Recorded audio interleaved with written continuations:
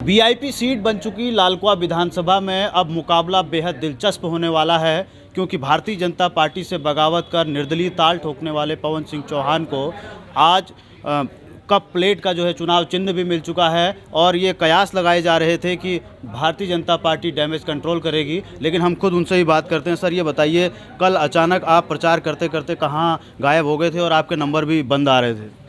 देखिए, ये मेरे को जानकारी थी कि डैमेज कंट्रोल सुन रहा था मैं 2-3-4 दिन से, तो मेरे को ये अच्छा नहीं लगा।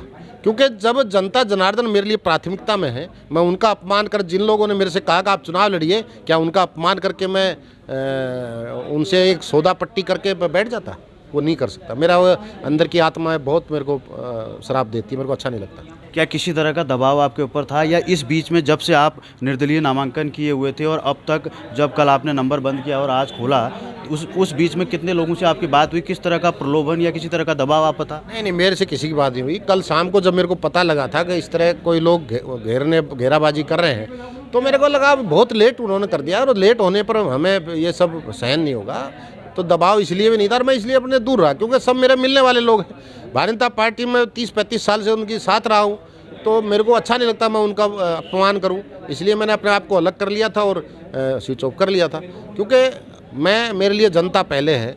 जिस जनता जनार्दन ने मेरे को चुनाव लड़ने के लिए आगे बढ़ाया था, जिन्होंने कहा था आपके साथ अन्याय हुआ, इस जनता के साथ अन्याय हुआ, कार्यकर्ताओं के साथ अन्याय हुआ है, इसलिए आपको चुनाव लड़ना है, तो मैं उस जनता को एक तरफ करके, मैं समझौतावादी आदमी नहीं हूँ जो मैं बैठ जाऊँ। मैं कितना ही नुकसान उठाने को तैयार हूँ। हम चुनाव जीतने जा रहे हैं, हम चुनाव मजबूती से जीतने जा रहे हैं, मजबूती से लड़ने जा रहे हैं।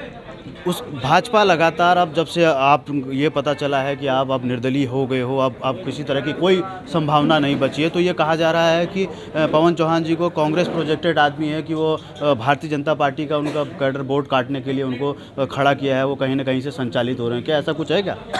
नहीं, ये तो लोगों का अपना, जो मैं अगर बैठ जाता तो लोग कहते भारतीय जनता ने कोई सौदा कर लिया है। मैं नहीं बैठा तो ऐसा भी कह सकते हैं। ये इस तरह के लोगों की अपनी मानसिकता है, वो मानसिकता उनको अपनी ठीक करनी चाहिए।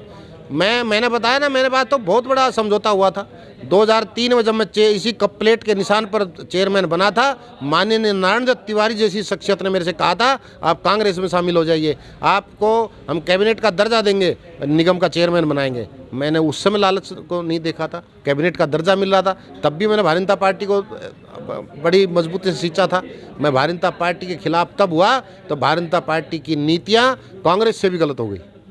आपको कहाँ पर ऐसा लगा कि आज मैं भाजपा में रह के अपने आप को ठगा महसूस कर रहा हूँ? क्योंकि इतने लंबे समय से आपने वास्तविकता दूसरी पार्टी आज तक कोई ज्वाइन नहीं की, केवल भाजपा में रहे।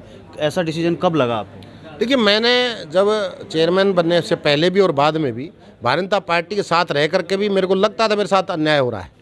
मैं जिलाध्यक्ष बनते बनते रह गया, मैं 2012 में विधायक बनते बनते रह गया, मेरे को संगठन में कोई पद नहीं दिया गया, मेरे को सरकार में कोई पद नहीं दिया गया। 2017 में फिर कहा गया आपको अगली बार टिकट देंगे, और इस बार फिर कह रहे थे। इस बार तो किसी ने बात ही नहीं की हमारे से, फ़ोन नहीं उठा रहे थे हमारा। तो इससे बड़ा अपमान हमारा कैसे हो सकता है? ये कांग्रेस और भाजपा की बात कहाँ से आती है? जब हमारा अपमान उसके कार्यकर्ता का अपमान होगा, कार्यकर्ता से बात नहीं करेंगे, हमारा फ़ोन नहीं उठाएंगे, चाहे सीएम का ऑफिस हो, चाहे वो महामंत्री संगठन का हो, चाहे वो अन्य हमारे नेताओं का हो, तो फिर हमें क्या लगना चाहिए? अब यहाँ की जनता तय कर देगी, अब तय कर देगी। टक्कर किससे मानते हैं आप, कांग्रेस से या बीजेपी से? बीजेपी कहाँ है? हमें तो नहीं लगता बीजेपी यहाँ कहीं है।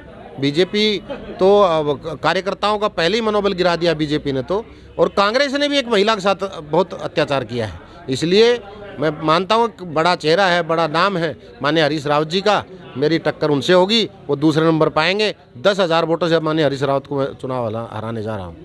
तो ये थे हमारे साथ निर्दलीय उम्मीदवार के तौर पर चुनाव के मैदान पर कूद चुके पवन चौहान, जिनका कहना है कि वो 10,000 वोटों से हरीश रावत को हराएंगे।